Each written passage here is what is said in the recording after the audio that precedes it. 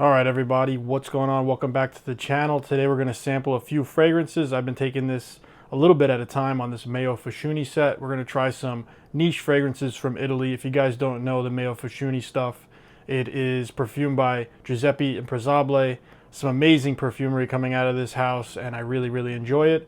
We're going to try three heavy hitters from the house that I've heard about for many years now, and I just have not gotten around to trying until this very moment. No sneak sniffing on the side. I've just been keeping this sample set on the side on its own and kind of digging three at a time and on these videos, and you're seeing which ones I like. So far, as a recap real quick, I did do a few of these already. I really liked Chou So far, that's the number one for me. Chou was number one for me. I just loved how that really came off. But as we go forward, I'll find some new ones. I have a lot to get through, so we're going to start right away. I did find in this sample set this booklet. I'm going to refer a little bit to some of the stuff written in here just to help paint the picture a little bit and to back up some of my experiences here. So in the sample set, there came a book, and there is Italian and English descriptions here of everything in the book, and I'm going to use this to sort of back up a conclusion for each of these. So I'm going to do my first impressions without referring. I do have it all set here though for when I want to, back up some of my first impressions and see if I was, close or not. Kind of give you guys some of the notes that are relevant here. I did not look at anything. I just have it lined up. Nothing that I'm memorizing or remembering. We're just going to go really fresh. If you handed me this sample, that's as much as I know. So I do expect a certain amount of perfumery here. I do expect to be sort of thrown off guard. So far, my impression with this entire house, the entire experience, has been just detail, depth, and it's beautiful stuff. It's very evocative, very visual stuff. So let's get into it. Today we're going to talk about Odor 93, L'Oblio, and we're going to talk about Little Song. Little Song, I think, is the most, hyped to me in my experience. It was like the first one I heard about. It's a very easy name to remember. So let's get to it. This is Odor 93, part of the Mystic trilogy. It looks like sacred places in the human soul, mystical moods. This guy really was putting something together with this. I did try Narcotica, one of the earlier ones in this trilogy. This is the middle one in the trilogy, and L'Oblio, the next fragrance we try, is the last one in the trilogy.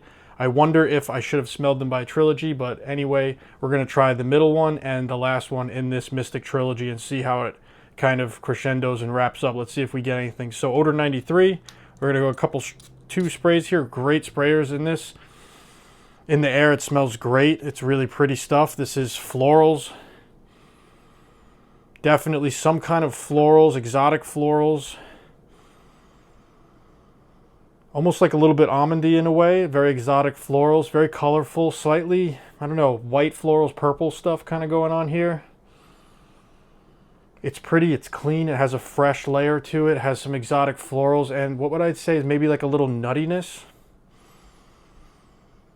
And this patchouli background that I always pick up when I got so familiar with that note that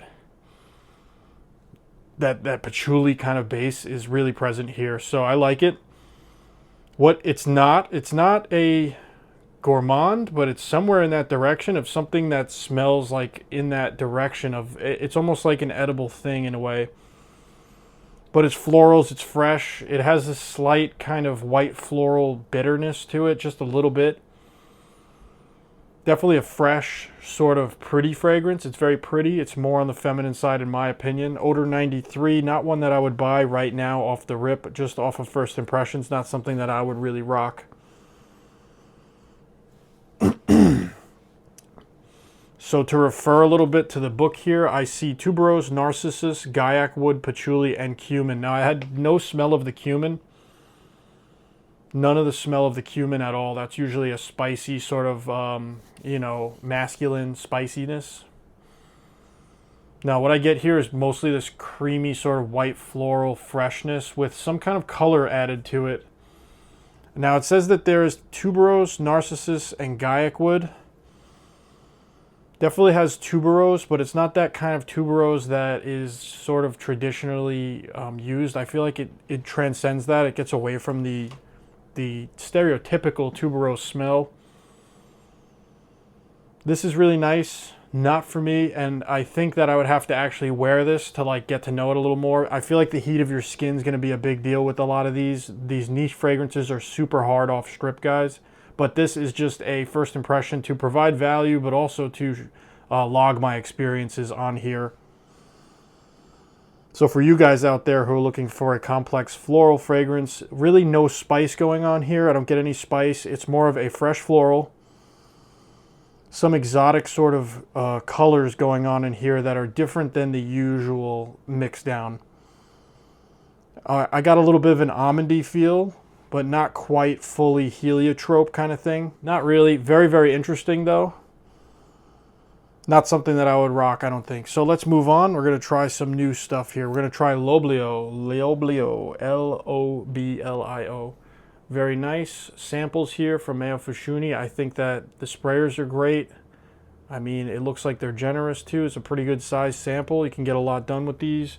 The sample set here is about $200, I believe, but they're hard to find. I had actually someone sent me this, a good friend from the Global Fragrance Network, my friend Adili. Anybody in there who knows Adili knows that he's the man. He's a very, very friendly and generous person. So I will be sending these back to you when I'm done with all of these. I'm not going to use them, overuse them. I'll definitely get it back to you in one piece, but just have to say a public thank you to Adili. I will be sending you a gift for that. Anyway, Loblio right here. Let's see. This is the finale in the Mystic Trilogy. This is the quintessential final in the Mystic Trilogy. I don't know what Loblio means, but let's get to it. Actually, the root word in Spanish, to forget, olvida, I feel like it might be something to do with forgetting, but I could be wrong. Wow, so this one is much less present than that last one that I just sprayed. This is the finale. This is the conclusion of the Mystic Trilogy here.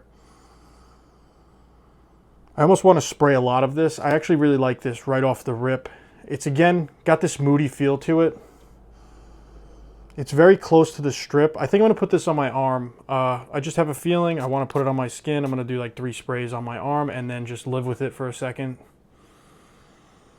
I can tell you right in the air, it's very beautiful stuff. This is like really, really pretty. Wow. Wow, wow, wow. Some kind of special, I don't know if it's tea. Wow, guys, this one's pretty. This one's something that I would wear. I would definitely get this one. Now, what does it smell like? I'm just going to not talk about the notes with this one. It's super calm. It's another one of those calming ones. It doesn't have an optimistic sort of thing to it, like a lot of the calming fragrances have an optimistic edge. This one's more of like a sleepy kind of calm. So gentle. It's a very gentle caress, this fragrance. That's kind of the biggest thing that I get from it. I'm picking up some kind of like, not a smoky kind of thing going on in this like mostly suede kind of texture. It's really pretty. It's again close to the skin though. I think this is a subtle fragrance. Yeah, this is like a closer to the skin fragrance. Let's look at the notes here and see if I can pick up on anything. Iris, maybe that was it. So, yeah, as soon as they say iris, it has that purple kind of powdery, not powdery, but it's like a creamy purple iris. Incense, which I wish I got more of. I don't right now. It could just be right now. Maybe in a full wear or two I get that. Sandalwood for sure, a gentle kind of soft sandalwood. Heliochrysum, I have no idea what that is. Mate tobacco, which I'm not sure what that is either. I just know what tobacco is. I don't know what mate is. Yeah, it has that texture. Palo Santo, which is a very, very beautiful wood, especially the smokier type. And orange, which I did not get really any citruses blasting off of this. Okay, so this is good. This is really nice. This is a calming one. I still think Shukran to me is #1, but this might come in at a nice close second. It's very, very good, guys. Really gentle, calming, slightly smoky. Very pretty stuff. This is a pretty, pretty fragrance. Loblio. I like that one a lot. That one so far, very, very much so. Let's try Little Song, the most hyped one. that I would have to say out of all of these that I'm expecting to be really good. Little Song. Now, it looks like my friend who had this before me used a little bit more. I'm only going to do 2 sprays of this. Let's see what we get.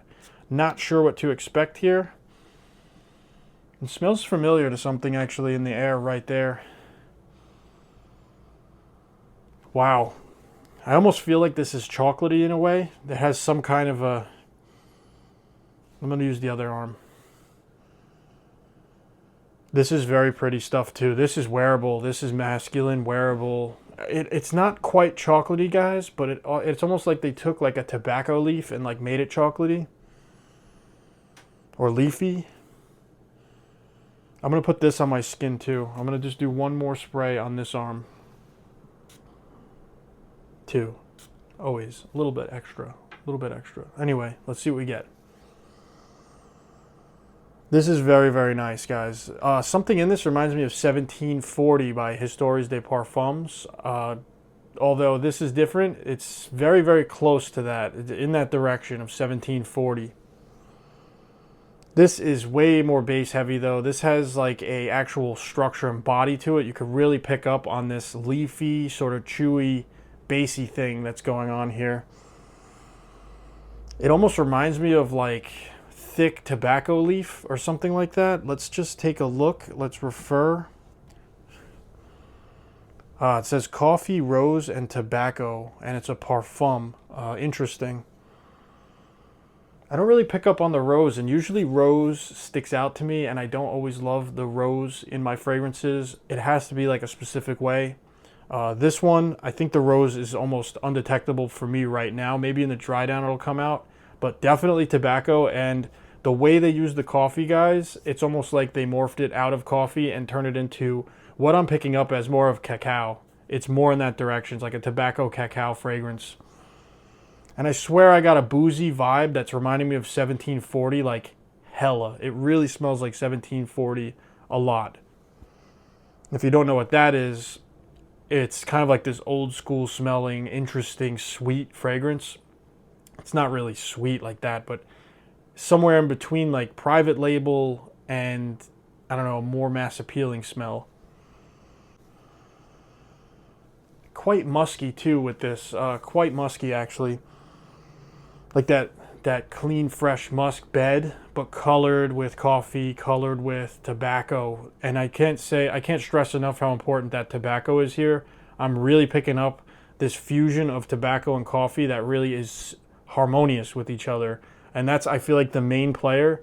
And I'm sure as I wear these and as I get to, you know, go about my business with this, it will evolve, because that's what these tend to do. Fragrance profile. This type of perfumery, guys, tends to evolve. But right now I'm getting like a harmonious blend of coffee and tobacco. Really, that's the #1 main player.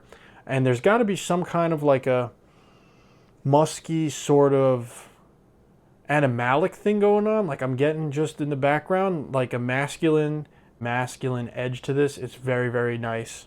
Something animalic going on here. Maybe that's why I'm thinking of Histoires des Parfums 1740, because it has this sort of musty undertone to it, but it's very, very likable and wearable. I did a first impression of that, and I really loved it on my first impression.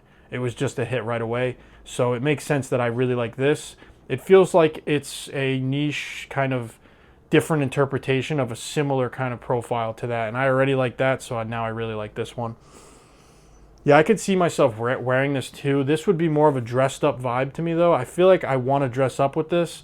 I want to have like a tan jacket on with this. Like a tan leather jacket or something, you know, like really, really cool stuff. Like maybe even boots, some kind of like cowboy boots or something. I don't know. Some of my, you know, the wingtips. I'll rock the wingtips with this. Very, very nice stuff here. I think that this is an upscale wearable fragrance. Coffee, rose, and tobacco. That's what it says there. But I think there's way more going on here. I think that there is an animalic thing going on here, just in a clean way. Kind of how some of the zoologist stuff does it in the background. I like this a lot, though. It's very, very intoxicating. Wow, Little Song. Very good stuff. Let's see how L'Oblio is doing. Definitely way more calm, definitely way more subtle, more ghostly in a way. It's just kind of like theirs, closer to the skin. It's very pretty, guys. Loblio, very pretty fragrance, very relaxing fragrance, and it's very much up there for me. I don't know how the performance is going to be on that, though. I'd have to really spray that up and give it a wear. But Odor 93 for me, the tuberose thing that was going on here, not really my jam, baby. Although now it's beautiful. Now the dry down is really nice, guys. It's actually quite different. So grown up, so different, like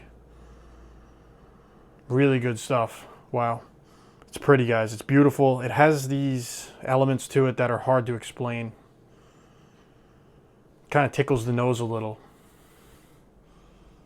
stings the nostrils. Anyway, this is some great stuff out of here. I'd have to rank these. Little Song first, easily first place. Really awesome stuff. A little dressed up, kind of more for like a casual, formal sort of event where you're like more dressed up than usual. I could wear it with jeans too, but it kind of wants you to wear like a nice jacket or at least some like not sneakers. I feel like it's not like a pajamas fragrance. Loblio I could wear with like anything. It just seems like a really chilled out, laid back fragrance, like super calming. More for like a solo event, kind of meditative thing. You wear that just because you like it, not for other people. Little Song, I feel like you could wear for anything really. It's very, very nice, but I would just try to make that a little bit more of a, I don't know, fancy night out kind of smell. It's very celebratory in some ways.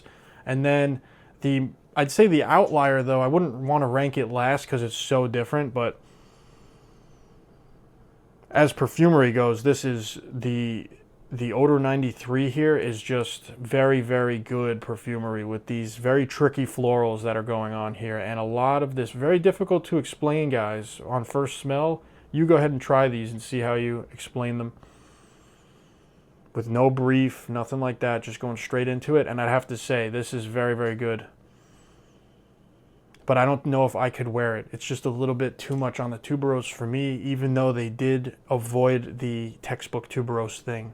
Anyway, really happy about these. So far, though, Shukran is number one for me. I would immediately get that if I found it. I gotta save up for a little while, though, because I just got into Amouage, and we're going to be trying a ton of Amouage fragrances in the next, I don't know, month, 2 months. I need to take my time with these, especially with the niche fragrances that are meant to be experienced in a full experience. I understand that these first impressions sort of rob the entire experience in a way, especially just smelling it off paper. That's why I put these on my arms. And I do these little check-ins.